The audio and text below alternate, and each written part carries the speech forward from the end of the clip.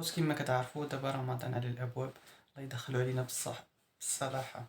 الله يدخلوا علينا بالصحه والسلامه، وان شاء الله تصوموا بخير وعلى خير. مع احبابكم مع اصحابكم وكذا.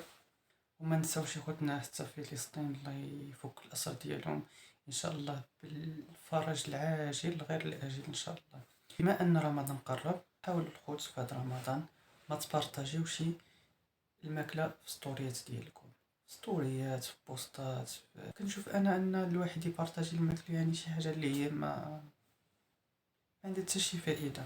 اللي في بعض الحالات هيدا شي وصفه ولا شي كذا شي حاجه. علاش؟ حيت كاينين ناس كيموتوا بالجوع. كاين ناس في فلسطين اللي ما لاقينش ما ياكلوا. كاين فقراء ما عندهمش باش يشريو. فتخيل نتينا واحد كيجيب النهار ديالو كامل صايم، وحتى الفطور ما قدرش يشني يفطر وكذا، يعني ما عندوش الامكانيه انه يتوفر له ديك المائده ديال مائده الافطار. والمهم شي حاجه كيدخل يعني وسائل التواصل الاجتماعي، كيصدق كيشوف واحد ستوري في واحد الطبله ديال ما شاء الله من الانواع والاشكال ديال ما لذ وطاب من الاكل.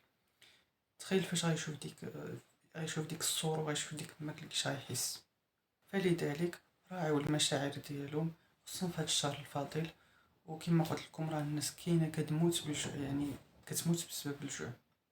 كاين ناس فقراء. المهم تكون معلومه وصلت لكم بلا ما نبقى نشرح بزاف وكذا. صافي الخوت هادشي ما كان، وكنتمنى لكم رمضان مبارك.